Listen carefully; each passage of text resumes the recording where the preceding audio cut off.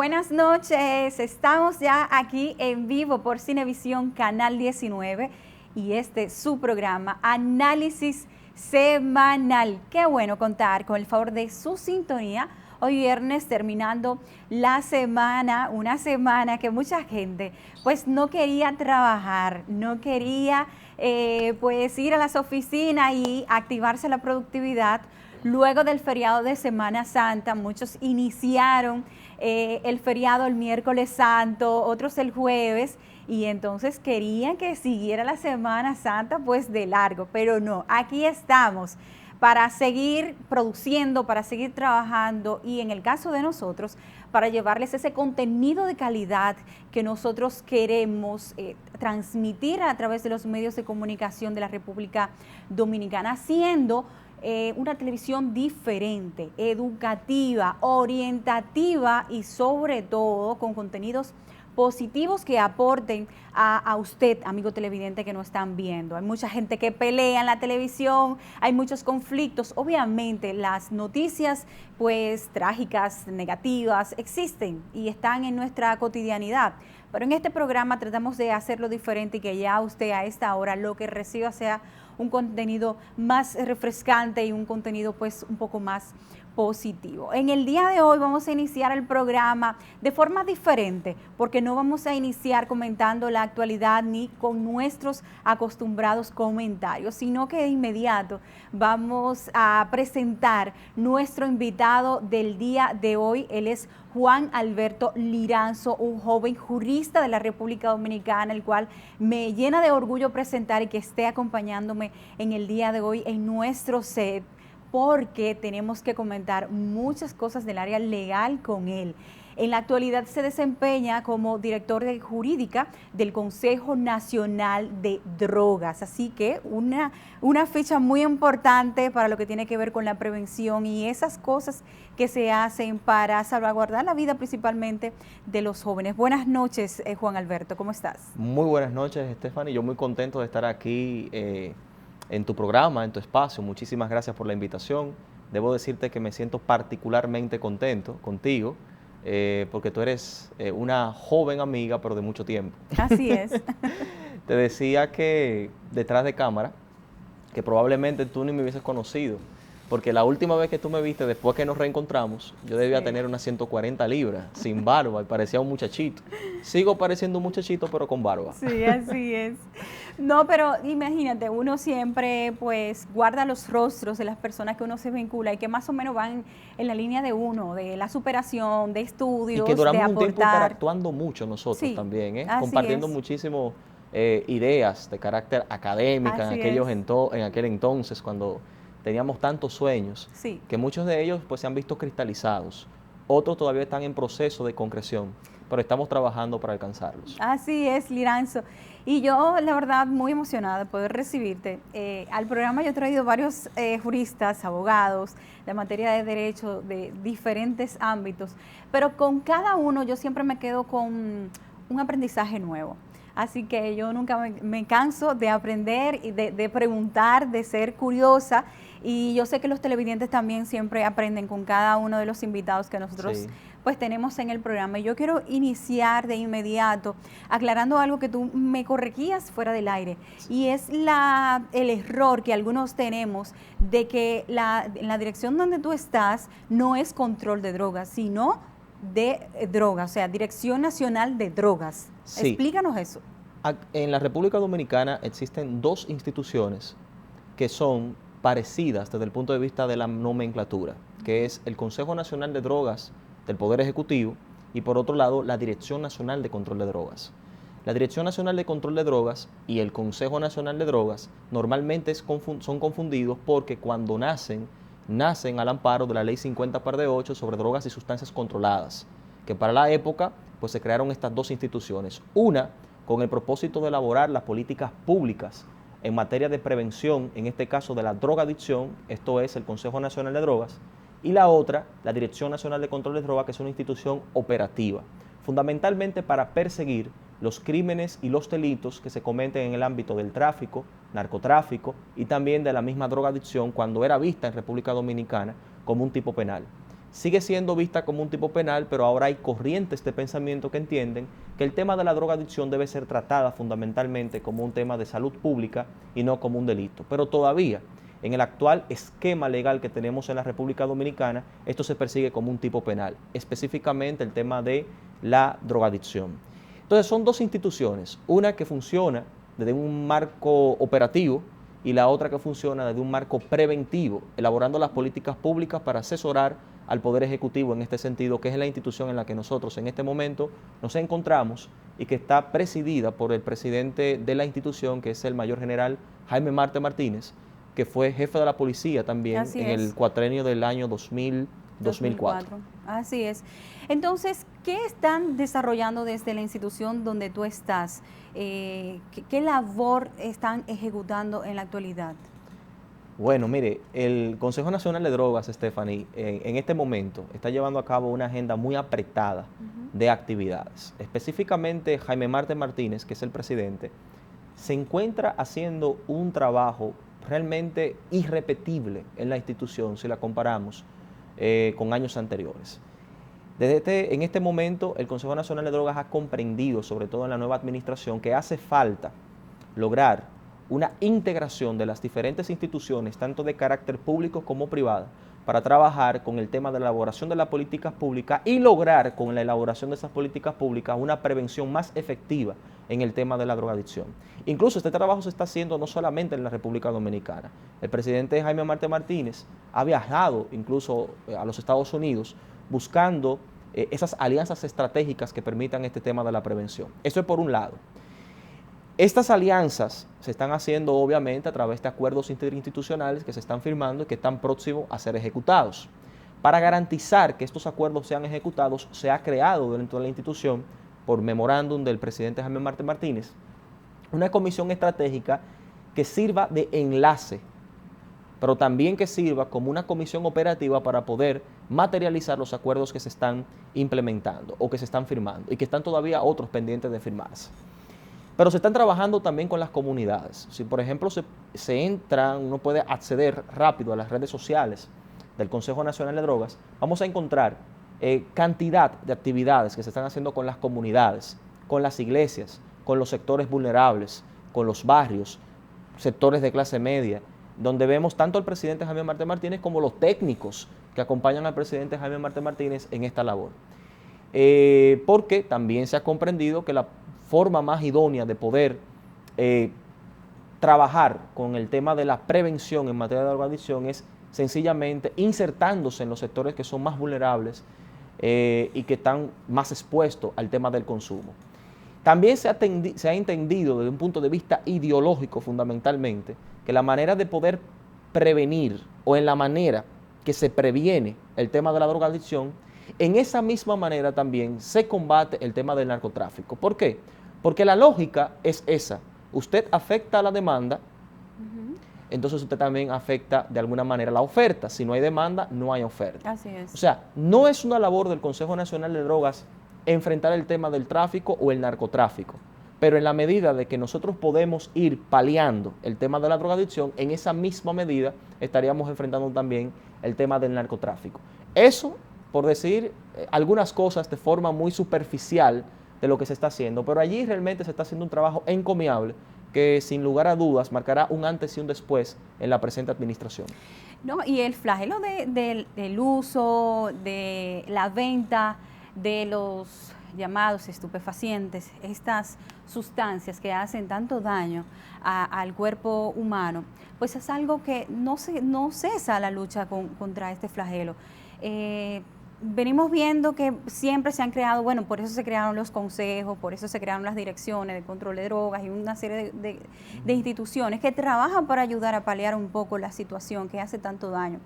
Pero es muy lamentable ver cómo los que principalmente se ven pues envueltos en esto y están pues en un ambiente de vulnerabilidad son jóvenes, o sea, jovencitos, estoy hablando de 8 años, de 9 años, que ya están o siendo mulas o hasta consumiendo en algunas zonas de los trabajos sociales que nosotros pues llevamos a cabo, especialmente en la frontera, pues vemos cómo está eso viviente, que uno en el mundo que uno vive, de profesionales, de los medios de comunicación, de las instituciones, pues tal vez no tiene acceso a saber la realidad, pero cuando tú vas a terreno, cuando tú vas a campo, cuando tú Uno vas puede a los palpar barrios, lo que está pasando. sí, se siente. De hecho, hasta en el comportamiento, tú lo ves y dices, ven acá. Entonces la gente tiene que decir, no, mira, ese consume.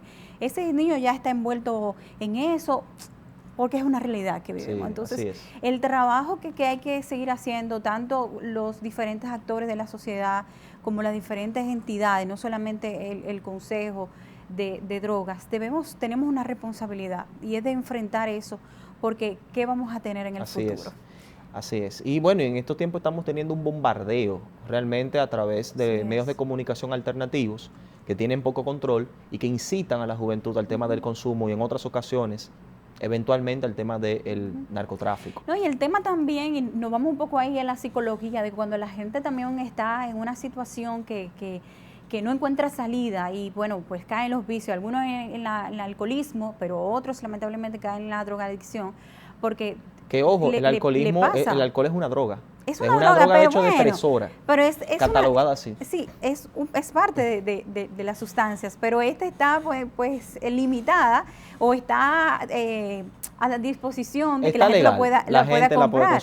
Pero es una realidad que también es una problemática. Hay gente que pues pierde el rumbo de su vida a causa del alcohol. Así es. Pero vamos a entrar a otra materia, Juan Alberto, porque... Que me metiste en un gancho. Me metiste en un gancho porque no, porque uno tiene también que hablar. Bueno, no vamos a hacer comentarios de nada, vamos de una vez a entrar con la entrevista, lo que significa que yo voy a tener más tiempo en este fuego cruzado. Ah, claro que sí, no te preocupes. Estamos aquí y vamos a agotar el tiempo aquí en el programa. Mira, vamos a entrar en materia de lo que es la reforma. Lo habíamos tratado y de hecho te manda saludos Shainer Méndez. Oye, ¿de qué Méndez? Adames, Shainer Adames, que es el jurídico de MEPID, de allá de San Pedro de Macorís, así que saludo para él que está viendo el programa y me dijo, somos vecinos, claro. Que también estuvimos tratando el tema con él. Está conectado ahora, sí, ¿no? está saludo para él. Está Shainer. Nosotros tenemos una modestia aparte. Tenemos una teleaudiencia que está ahí, pues siempre pendiente de nuestro programa, lo cual agradezco muchísimo. Por eso el compromiso de hacer pues televisión de calidad y de que los contenidos pues pasen por un filtro de que sea de atención y de interés de la gente. Sí. Vamos a entrar al tema reforma constitucional, porque se está debatiendo y mucha gente tal vez no sabe qué es lo que se está debatiendo o qué es lo que se quiere modificar o por qué se está haciendo. Entonces tú como experto que puedes abordarnos este tema, yo quiero que tú me expliques eso. Ok, la Constitución de la República Dominicana es una constitución rígida, lo que significa que para poderse reformar necesita de un procedimiento extraordinario, que no es como modificar cualquier ley. Hay que tomar eso en cuenta, en primer lugar. Hacer una constitución rígida y que necesita un procedimiento especial, se necesita una mayoría para poder hacer eso. Entonces, poder modificar la constitución en este momento, no solamente, o en cualquier momento, por la característica de nuestra constitución, no solamente amerita de ese procedimiento extraordinario, sino que también amerita de lograr un consenso en la sociedad desde el punto de vista político. La República Dominicana ha tenido más de 30 reformas constitucionales. De esas reformas constitucionales, más de 30 reformas han sido precisamente para versar sobre el tema de la reelección presidencial. Pienso que esta es una de las pocas reformas que se están proponiendo que no tienen que ver específicamente con el tema de la reelección presidencial, sino que tiene que ver con aspectos de carácter más institucional y de fortalecimiento de la democracia participativa que ya tenemos en la República Dominicana. Y eso es muy importante. Por primera vez estamos viendo cómo poderes que tradicionalmente atesoraban o concentraban mucho poder, están proponiendo desprenderse de ese poder con el propósito de que se haga esa reforma constitucional. Por lo tanto, se trata de un gesto noble que el pueblo dominicano tiene que valorar. Pero uno de los argumentos que se aduce fundamentalmente para hablar de la reforma constitucional es lograr materializar de manera efectiva una independencia, sobre todo del Poder Judicial. Y para lograr esa independencia del Poder Judicial, ese es uno de los argumentos. Hay otras razones, estoy mencionando uno, ¿no?, que es el que más me compete por mi condición de profesional en la materia. La reforma del Poder Judicial ciertamente hace falta, la independencia del Poder Judicial ciertamente hace falta de hacer una reforma constitucional. ¿Por qué? Porque si usted quiere de alguna forma readecuar la composición del Poder Judicial, usted tiene que hacer una reforma constitucional porque está constitucionalizado. Si usted quiere hacer reformas al Ministerio Público, usted tiene que hacer una reforma constitucional porque el Ministerio Público es un órgano constitucional de la justicia, del sistema de justicia, por lo tanto hay que hacer una reforma constitucional. Si usted quiere hacer reforma, por ejemplo, al Consejo Nacional de la Magistratura, usted tiene que hacer una reforma constitucional porque está en la Constitución. Por lo tanto, todos estos elementos que son constitucionales para poderse reformar ameritan de una reforma constitucional. La pregunta sería, ¿qué es lo que hay que reformar de la Constitución para lograr entonces que se pueda concretar ya de manera definitiva la independencia del Poder Judicial? Eso es lo que hay que pensar, eso es lo que hay que plantearse. Y que hay gente que quiere decir que eso no va a ser así, que bueno, que culturalmente siempre se ha tenido una tradición de que alguien controla, pero nosotros no podemos ser pesimistas, tenemos que ser optimistas y darle la institucionalidad que amerita esta institución y este órgano. Pienso que es muy posible, a través de una reforma constitucional, lograr alcanzar ese ideal de independencia del Poder Judicial. Lo que pasa es que hay que saberlo hacer. Hay que entender cuándo inicia este proceso evolutivo, institucional, que ha de alguna manera encauzado la independencia del Poder Judicial, que viene desde el año de 1994. En el año de 1994, cuando se sucede la crisis electoral de ese año, se plantea una reforma constitucional donde, tú recuerdas, se acorta el periodo presidencial por el tema de la crisis electoral.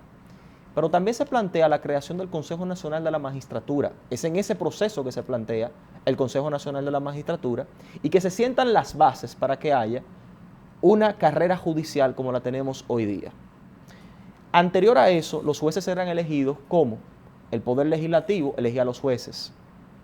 Los fiscales eran nombrados por un decreto del presidente de la República. Eso era lo que teníamos en ese momento. Cuando entra en vigencia, ya posteriormente, el Consejo Nacional de la Magistratura, tenemos que los jueces, sobre todo los de las altas cortes, son elegidos por un órgano que no forma parte, o por un consejo que no forma parte de uno de los poderes políticos del Estado. Y hasta ese punto podemos decir que en la República Dominicana se evolucionó, se avanzó bastante en el proceso de independencia del Poder Judicial. ¿Cuál es el debate que tenemos hoy día? ¿O cuál es el propósito que debemos trazarnos hoy día? Saber qué es lo que hay que reformar para lograr que haya una verdadera reforma, una verdadera independencia del Poder Judicial. Mi criterio personal es que si se va a hacer una reforma constitucional, en vez de modificar el actual esquema del Ministerio Público, se modifique la composición del Consejo Nacional de la Magistratura, que es el órgano que elige los jueces de las altas cortes. ¿Por qué? Porque el Ministerio Público no es parte del Poder Judicial. El Ministerio Público es un órgano constitucional que forma parte del sistema de justicia. Son cosas distintas. El fiscal no está llamado a ser enteramente independiente. El fiscal está llamado institucionalmente a ser autónomo, que son conceptos distintos. Y la actual Constitución ya dota de autonomía al Ministerio Público. ¿Qué es lo que hay que hacer? Lo que está haciendo entonces la actual administración, que ha aplicado, ha llevado a los hechos esa autonomía que ya lo dice la Constitución. Por primera vez se ha cumplido en esta administración, por primera vez se ha cumplido con esa autonomía de la que habla la Constitución, por primera vez. Pero ¿por qué entonces habría que reformar la composición del Consejo Nacional de la Magistratura? Sencillamente porque el Consejo Nacional de la Magistratura está integrado por figuras esencialmente políticas. Allí está la figura del presidente de la República. Allí está la figura del presidente del Senado. Allí está la figura del presidente de la Cámara de Diputados. Allí está la figura de un senador contrario a la presidenta de la Cámara de Senado. Allí está la figura de un diputado contrario al presidente de la Cámara de Diputados. Allí está la figura del Procurador General de la República que lo nombra el Poder Ejecutivo. O sea, allí hay una composición esencialmente política que va a elegir jueces. Entonces, si queremos garantizar que estos jueces de las altas cortes sean independientes, tenemos que reformar la composición del Consejo Nacional de la Magistratura para que ya no sean actores políticos los que le integren, sino que sean más bien actores de otros sectores que integren ese consejo. ¿A quiénes se propone? O sea, en esta modificación, ¿a quiénes se está pensando? Lo que pasa es que la reforma se está pensando para modificar, sobre todo, Ministerio Público, crear Ministerio de Justicia y cambiar todo el esquema que tiene que ver con el aparato persecutor del Estado. Esa es una idea respetable y creo que es un esfuerzo, vuelvo y digo, muy noble de la actual administración. Ahora, mi opinión personal es que el Ministerio Público podría quedarse así, porque así funciona bien. ¿Por qué funciona bien? Porque ya el sistema de carrera en el Ministerio Público está creado. Yo soy fiscal de carrera, yo entré por concurso, sin ninguna intromisión política, por ejemplo. De la actual composición del Ministerio Público, el Poder Ejecutivo solamente nombra al procurador y a 7 procuradores adjuntos. Todos los demás fiscales son de carrera. Los 7 procuradores adjuntos adicionales deben de ser de carrera. Los de corte deben de ser de carrera. Los procuradores fiscales son de carrera. Los fiscalizadores son de carrera. Entonces, ¿qué es lo que hay que hacer? Si queremos independizar el Poder Judicial, lo que tenemos es que reformar la composición del poder del Consejo Nacional, el Consejo de la Magistratura. Eso es lo que hay que modificar. Otra cosa, cómo opera la lógica institucional no solamente de la República Dominicana, sino de la gran mayoría de los países que tienen relación con nuestra familia jurídica. El fiscal representa al Estado, pero también el fiscal representa a la sociedad. Entonces, es por eso que el fiscal no puede ser independiente, porque hay que estar representando al Estado en el sistema de justicia. Por eso cuando el fiscal presta calidades, el fiscal dice, Stephanie, Ministerio Público o Procuradora Fiscal, adscrita a tal fiscalía en representación del Estado Dominicano. ¿Se da cuenta? Pero cuando se tratan, por ejemplo, de delitos de acción pública a instancia privada, entonces representa a la sociedad. O sea, el fiscal no puede ser independiente porque siempre estará en representación de alguien, o de la sociedad o del Estado. Independiente es el juez, que es el que va a decidir sobre los conflictos que en su tribunal se dirimen. Entonces, son conceptos de carácter institucional que sería bueno que la población maneje. Decía en una entrevista reciente que hace falta mucha educación cívica para que la sociedad entienda cómo funcionan los organismos del Estado y la sociedad sepa qué demandar, porque a veces la sociedad demanda cosas que sencillamente no son posibles en la configuración lógica de la institucionalidad del Estado Dominicano o de un Estado democrático de derecho. Tú sabes que aquí las materias a veces se imparten sin el sentido lógico y no se le explica a la gente por qué se le da una materia. O sea, porque se estaba hablando de eliminar la educación cívica de la currícula. Eso en el hecho prácticamente se ha eliminado. Bueno. Hay un libro que a mí me encantó, yo lo leí. No es un libro para tú sentarte a leerlo porque no es una novela. Pero a mí me gustó tanto que yo empecé leyendo el primer capítulo y leí el segundo y leí el tercero y lo leí completo, que es un libro de moral y cívica que se llama Hombre y Sociedad, de Lucio Casado. Ese libro era la fuente, ese libro era el pilar para formar cívicamente a los estudiantes en las escuelas. Eso no se está dando. Y en ese libro se habla de socialismo, de ideología política en general, se habla del Estado, poderes del Estado, se habla de lo que es la sociedad, la familia, de un conjunto de temas que todo ciudadano debe de conocer y que lamentablemente pues no conoce. Ahí se menciona hasta a Malthus, ahí se menciona todo, ahí se menciona hasta el problema del crecimiento poblacional de los países. Un libro realmente muy importante para la formación cívica y moral de los dominicanos y sin embargo eso se ha desechado, eso no se enseña lamentablemente. Hoy se instruye, hoy no se está educando. Hay que reenfocar el tema de la instrucción para la educación. El tema de la educación es inminente realmente, porque como vemos cómo va la sociedad y como veo cómo va la formación, que también se deja mucho la responsabilidad a la escuela, a los colegios, a la universidad, y bueno, la responsabilidad de los padres a veces se cuestionan porque no se sabe dónde está. Sí. Vamos a ir a una pausa. Cuando regresemos vamos a seguir conversando contigo otros temas. Y que me sigas llevando suave.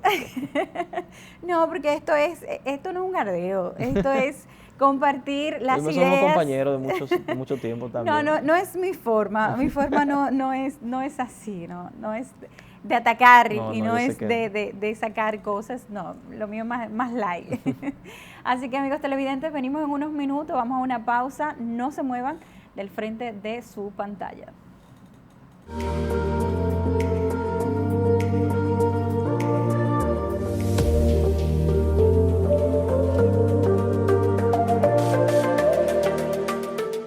tierras eran de nuestros padres y tenemos más de 40 años ahí con la tierra. El pobre se beneficia de lo que tiene. Y si usted tiene un solar y puede hacer un negocio con ese solar, para usted si quiere salvar la vida de un miembro de su familia, usted lo hace. Pero cuando no teníamos título no podíamos hacerlo, porque lo primero que nos preguntaban era ¿dónde está el título de ese solar? Pero hoy, gracias a Dios, gracias al presidente de la República, contamos con ese documento. Eso le cambia la vida a mucha gente, a mí y a mi familia. Le damos gracias al señor presidente de la República, que está de vista fija con los agricultores. Siento que está cambiando el 1000 por 1000.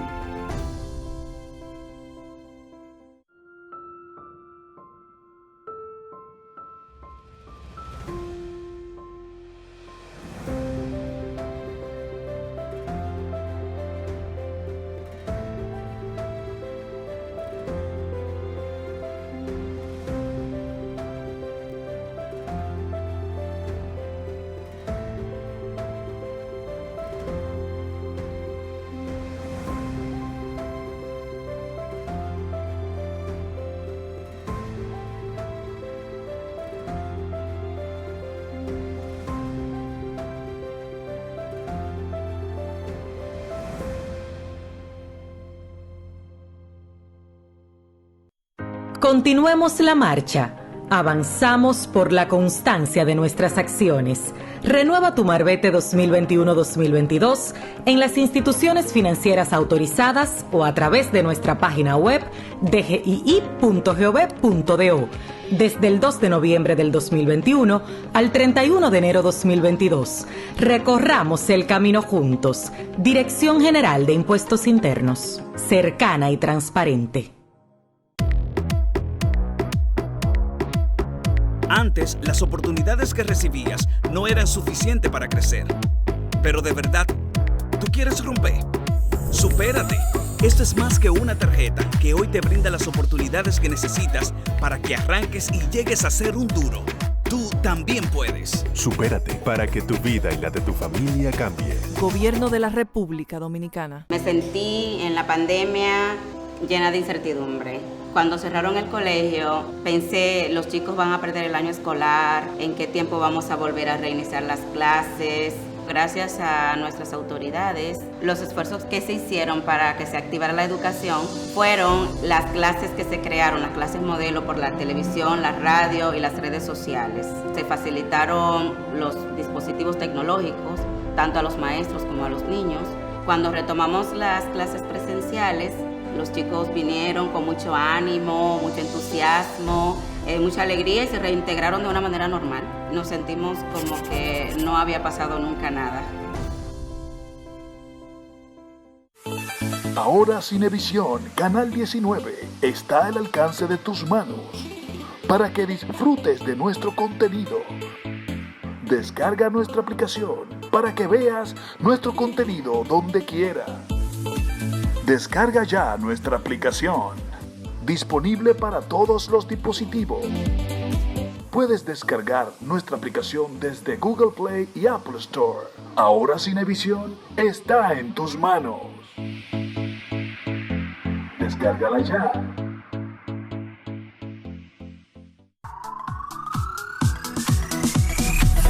Somos Cinevisión Canal 19. Con una cobertura real a nivel nacional.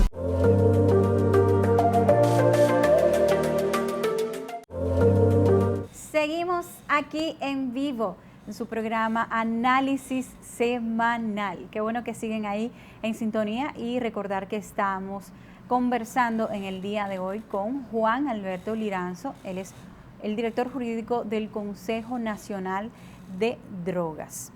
Y aunque yo creo que ya agotamos un poco la parte de la reforma constitucional y entendimos un poco del proceso, el por qué y cómo se va a hacer y qué se quiere hacer, yo creo que vamos a entrar ya en otro ambiente, en otra materia, porque tu expertise es en el área penal. Derecho penal. Sí. Derecho penal. Entonces, hay un tema que está ahora mismo en el tapete, muy lastimosamente, tristemente.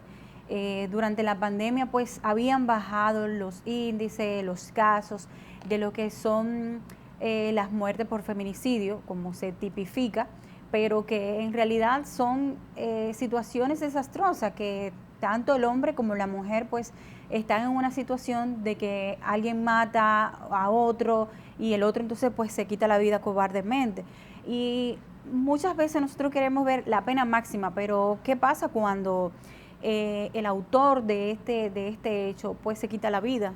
O sea, Ya sufren, se perdió el caso, o sea, no hay que instrumentar, someter a nadie. Entonces, yo pienso siempre que debemos ir en el lado de lo que es la prevención, de la educación, el tema cultural, pero en el caso de las personas que quedan vivas, o sea, por lo menos el hombre, que es el que, si en el caso de feminicidio, pues es el hombre que hiere a la mujer, bueno, y muere. ¿Cómo se lleva este proceso? Ustedes como juristas, ¿cómo tratan a estos individuos? Bueno, a ver, en la pregunta que tú has hecho, Stephanie, has arrojado diferentes proposiciones que es bueno de alguna manera mencionarlas para entonces contestar la pregunta. En primer lugar, la pena no resuelve ningún problema. No. O sea, imponer una pena no resuelve el problema social, no repara el dolor, no repara el daño causado, no lo repara. Aunque una de las conceptualizaciones que se le da a la pena es precisamente que una de sus funciones sea reparar el daño causado. Sin embargo, eso no ocurre en la práctica. A quien le matan un familiar, aunque condenen al matador a 30 años, esa vida se perdió para siempre y ese dolor queda ahí. Por lo tanto, la pena no repara el daño social, no puede repararlo. Eso es en primer lugar. Por lo tanto, lo ideal no sería perseguir los casos de feminicidio. Lo ideal sería que no ocurran los casos de feminicidio. Y por eso estoy muy de acuerdo con lo que has dicho, de que el trabajo debe consistir en prevenir estos casos. Ahora bien, prevenir los casos de feminicidio es un problema, realmente constituye un gran reto, como constituye un gran reto la prevención de cualquier delito que se cometa. ¿Por qué? Porque el delito es multicausal, el delito es multifactorial, son muchísimos los factores que inciden para que se produzca o para que aparezca el fenómeno del delito. Y matar a una mujer es un delito, en este caso es un crimen, en República Dominicana es un homicidio. Se está planteando de que matar a una mujer, sobre todo en relaciones pasionales, eso se pasa a ser un feminicidio, que sería ya otro tipo penal distinto. Pienso que nosotros tenemos que hacer una introspección en la República Dominicana y analizar qué es lo que está sucediendo en la sociedad que está dando al traste con tantas vidas de mujeres que mueren en circunstancias parecidas. Casos realmente dantescos. Un hombre que mata a una mujer, un hombre que mata a la mujer y luego se mata a él, un hombre que mata a la mujer, mata a los hijos y luego se mata a él, un hombre que mata a la mujer, mata a los hijos de la mujer, mata a sus hijos y se mata a él.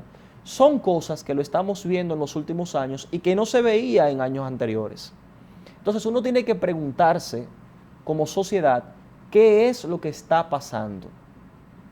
¿Qué es lo que está generando este comportamiento de manera tan repetitivo, tan sistemático en la sociedad, sobre todo en los últimos 10 años? Y que no solamente se ve en un nivel social, sino en todos los niveles sociales. No, en todos los niveles. O sea, se ve en la clase, no lo voy a decir así por no sonar discriminatorio, pero se ve en los sectores populares, se ve en la clase media, se ve en la clase alta.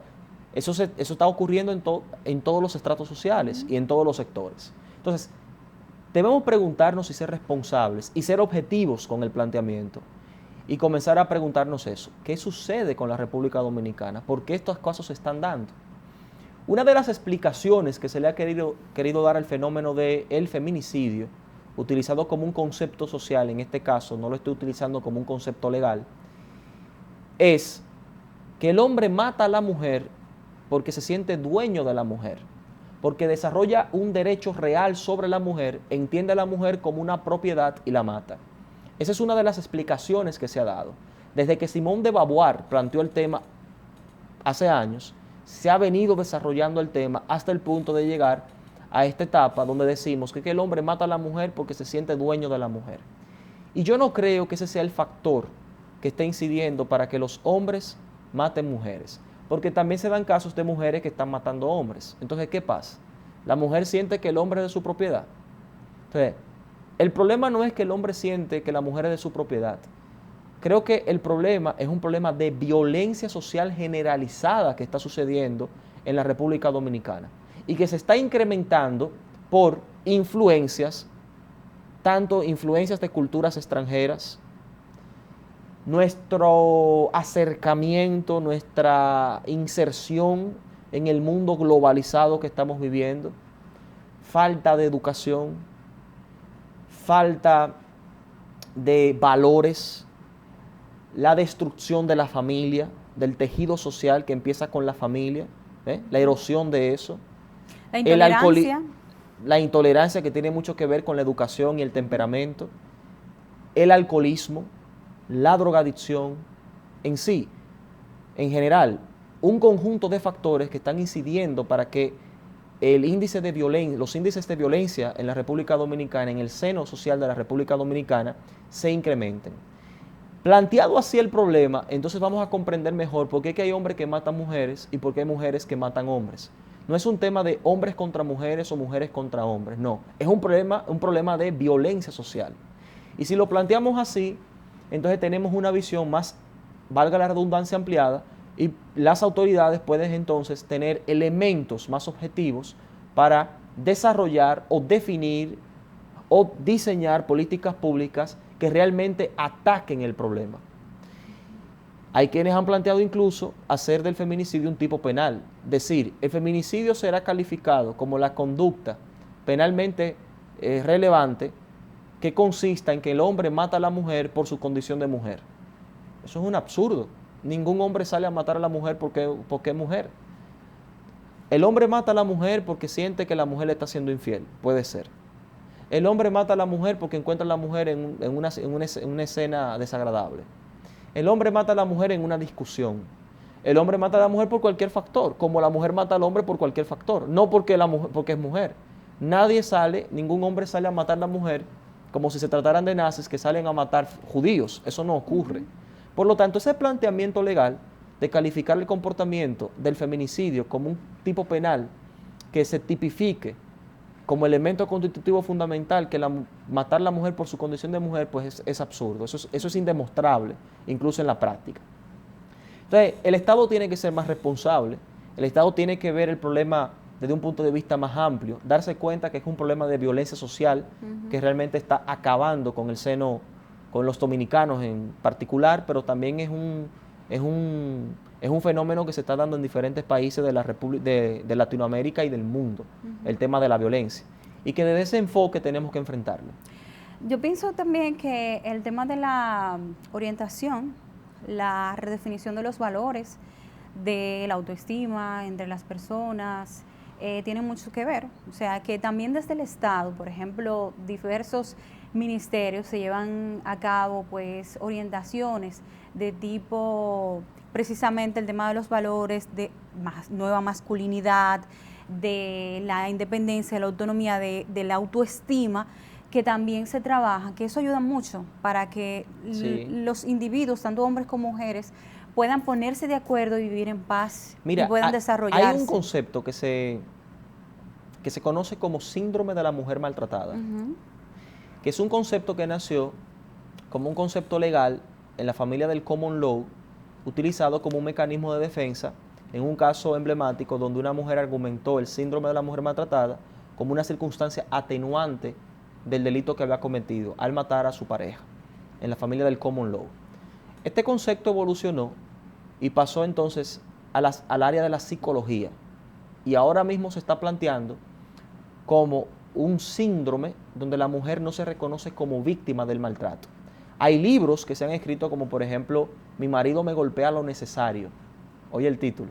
Mi marido me golpea lo necesario, para hacer referencia de este síndrome de la mujer maltratada, donde la mujer no se reconoce como víctima. Incluso el profesor Juan Bosch tiene un cuento que se llama La Mujer. Juan Bosch no utiliza obviamente este término, pero es un cuento que recrea el síndrome de la mujer maltratada, donde la mujer está siendo maltratada, viene una persona, la rescata, y la mujer termina atacando a la persona que la ha rescatado al entrar en una pelea con el marido que la había maltratado. Entonces, el síndrome de la mujer maltratada. Y ahí entonces también se evidencia la expresión popular de que en pleitos de marido y mujer nadie se mete. Por ejemplo. Y en nuestra legislación, en nuestra nomenclatura penal, tenemos la resolución sobre el manejo de pruebas en los procesos orales o en la litigación oral. Esta resolución define en su parte conceptual al síndrome de la mujer maltratada y lo define en estos términos también. De tal manera que ha pasado en la República Dominicana como un concepto político, pero también como un concepto legal, el síndrome de la mujer maltratada. ¿Qué yo constaté en el tiempo que duré en el Departamento de Violencia de Género, ejerciendo como fiscal en ese departamento? Me di cuenta que la gran mayoría de mujeres que estaban siendo abusadas por sus esposos estaban envueltas en un círculo de violencia que había al mismo tiempo generado un número indeterminado de elementos que la ataban a esa situación y que no podían desprenderse de ella, como por ejemplo el factor económico.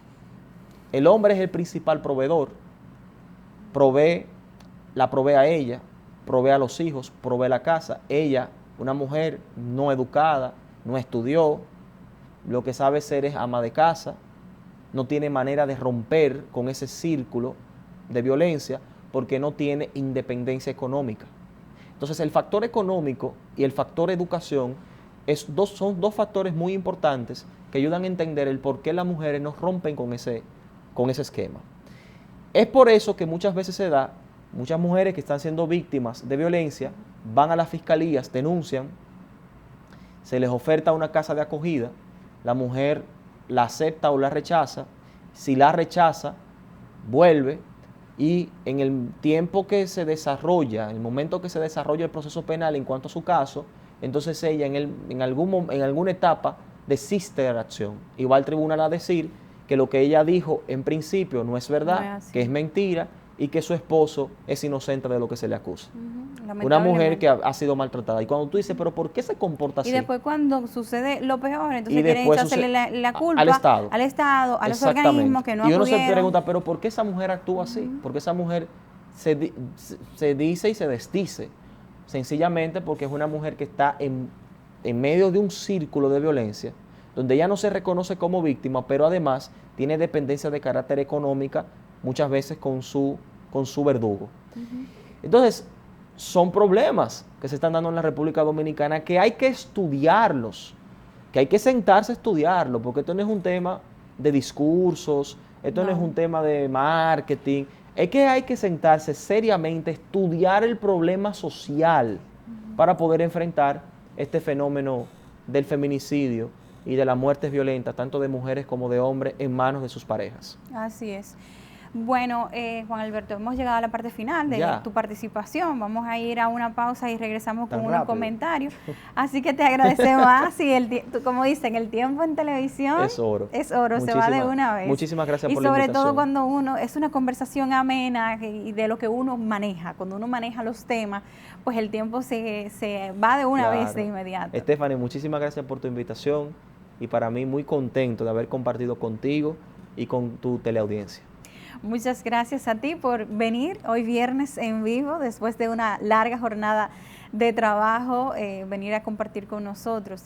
Sobre todo lo hago para alardear que tenemos jóvenes profesionales capacitados en nuestro país y que la esperanza pues está ahí. No podemos perderla. Gracias, Juan Alberto. Ustedes venimos en unos minutos, vamos a comentar algunas noticias luego de la pausa.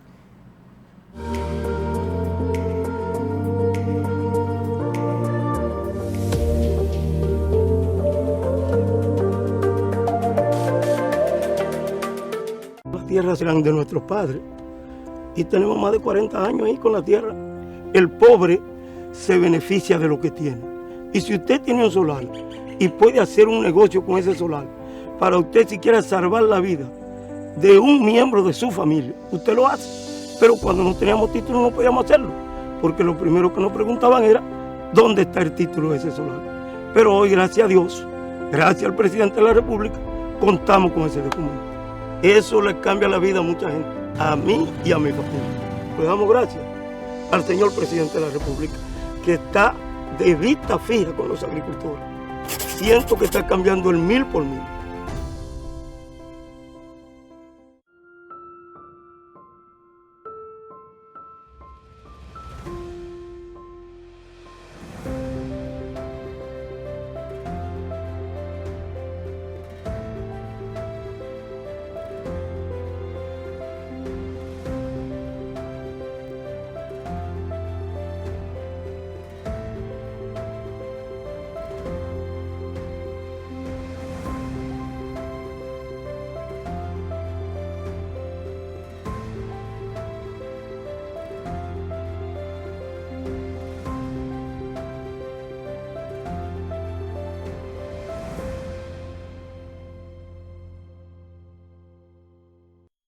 Continuemos la marcha.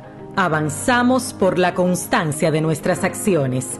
Renueva tu Marbete 2021-2022 en las instituciones financieras autorizadas o a través de nuestra página web dgii.gov.do desde el 2 de noviembre del 2021 al 31 de enero 2022. Recorramos el camino juntos. Dirección General de Impuestos Internos. Cercana y transparente. Antes, las oportunidades que recibías no eran suficientes para crecer. Pero de verdad, ¿tú quieres romper? ¡Supérate! Esto es más que una tarjeta que hoy te brinda las oportunidades que necesitas para que arranques y llegues a ser un duro. Tú también puedes. Supérate para que tu vida y la de tu familia cambie. Gobierno de la República Dominicana. Me sentí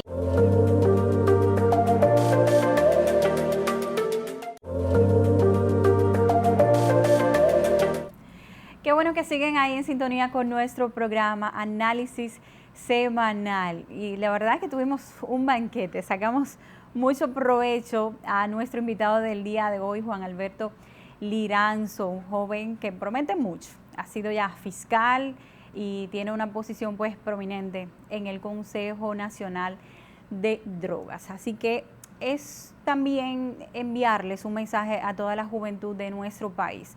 Cuando nosotros soñamos, cuando nosotros trabajamos, cuando nosotros nos esforzamos, podemos conseguir las cosas que nos proponemos. Y que sobre todo, cuando tenemos situaciones difíciles, pues podemos tocar las puertas de instituciones que puedan orientarnos y puedan arrojarnos luz para nosotros pues insertarnos a la productividad y ser entes que aporten a nuestra sociedad. Señor director, tenemos un video ya para compartir en la parte final del programa y es que el programa Supérate y el Infotet, también el Ministerio de Economía, Planificación y Desarrollo, iniciaron lo que es un diplomado del sistema de cuidados. Con esto se están proponiendo desde el Estado institucionalizar la figura de las cuidadoras, cuidadores, visitadores de los hogares a las personas que viven en alguna situación. Ancianos, discapacitados, los que están enfermos, puedan recibir asistencia con un personal capacitado que estarán pues brindando el Estado dominicano. Y que nosotros debemos apoyar esta iniciativa que viene albergada tanto del programa Supérate, el Ministerio de Economía, Planificación y Desarrollo, y se ha agregado el Infotet para la parte de formación. Señor director, vamos a compartir esas imágenes. Y es que justamente con esto estamos procurando garantizar que las mujeres y los hombres que cuidan a adultos mayores, a personas con discapacidades severas y a poblaciones con otras situaciones de dependencia, se les reconozca por primera vez el valor del trabajo, del cuidado. Para nosotros esto es un salto gigantesco a la dignificación de esta labor.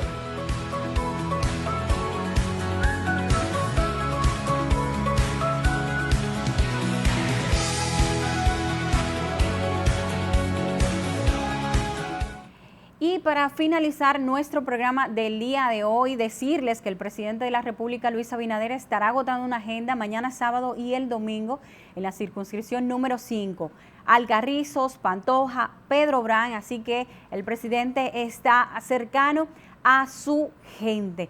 Llegamos a la parte final del programa, agradecer infinitamente por el favor de su sintonía y nos vemos en una próxima entrega, viernes 8 de la noche, aquí en su programa Análisis Semanal.